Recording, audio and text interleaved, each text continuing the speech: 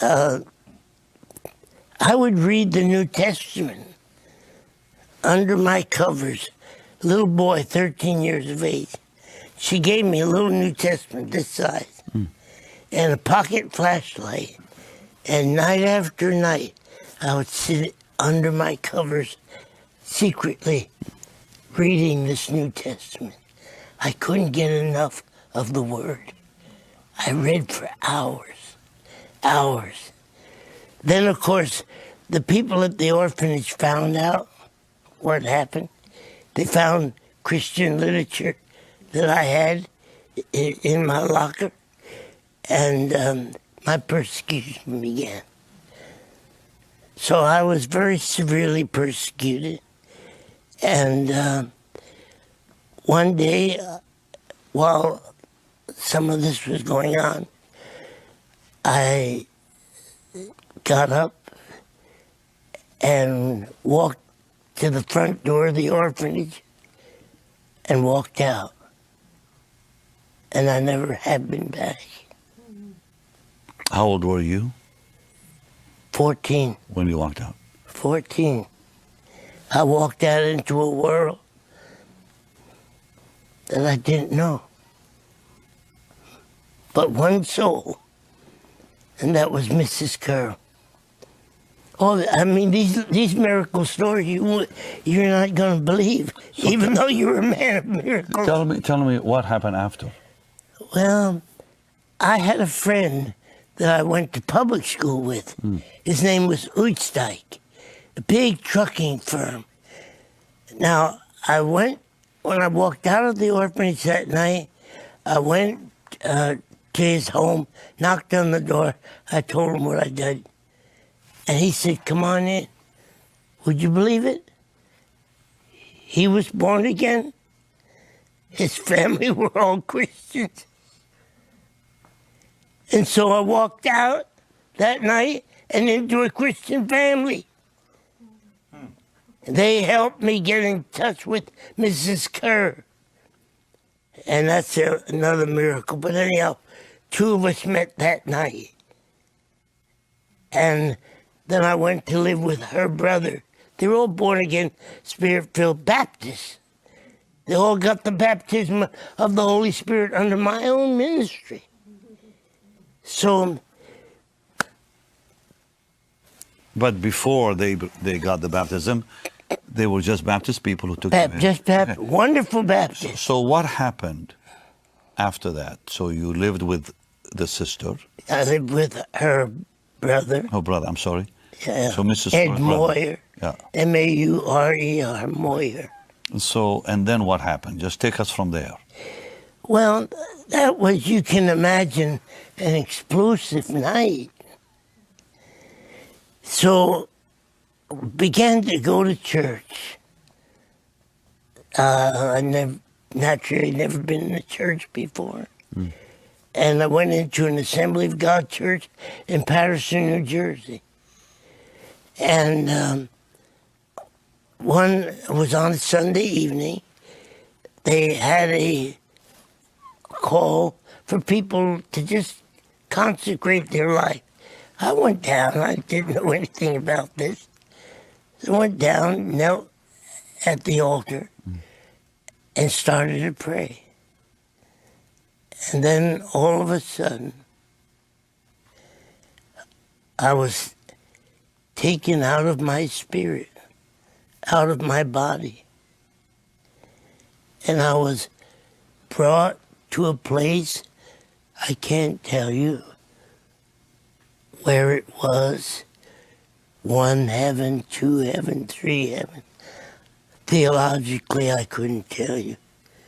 But I was caught up into the sky, 14 years of age, a little boy. And there were a multitude of people as far as your eye could see, all sitting in the sky. I was in the first row. All of a sudden, in front of that mass of humanity, that you could not number appeared an incredible bright light. What it was the manifestation of the presence of God.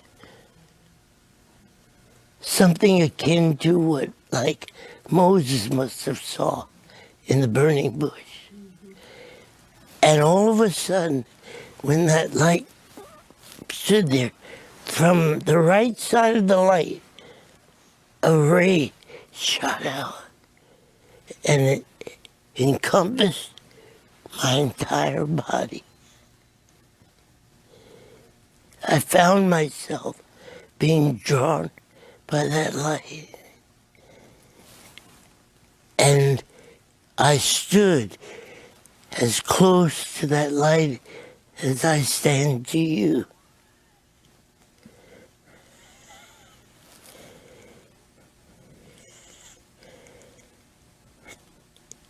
And all of a sudden, the light moved away from me. And I started to emotionally, I didn't know I was crying, didn't know if I was weeping, but I was like brokenhearted. This light drew me, and then it moved away from me. And I looked where the light was standing, and there were 2 footprints in the sky. And when I looked into those footprints, I cannot describe this. You only have to use your faith to believe. I saw something that was akin to the fires of hell. And it was there that I felt God asking me, Morris, will you give me your life? And I did. I put my footprints into those footprints. Benny, they matched my feet exactly. And then all of a sudden, that ray that had moved away from me, now it was like it put its arm around me. And I heard a voice saying, arise, shine, for I have given you the light. It's precious. Can I get a box of Kleenex here, guys? I'm sorry. No, please don't be sorry.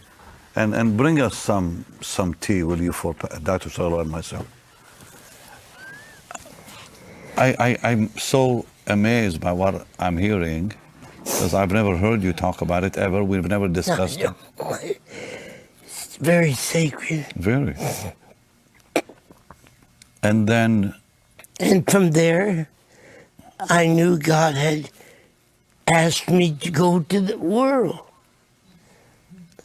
That huge crowd of people that I saw, every tongue, every tribe, every color, every race.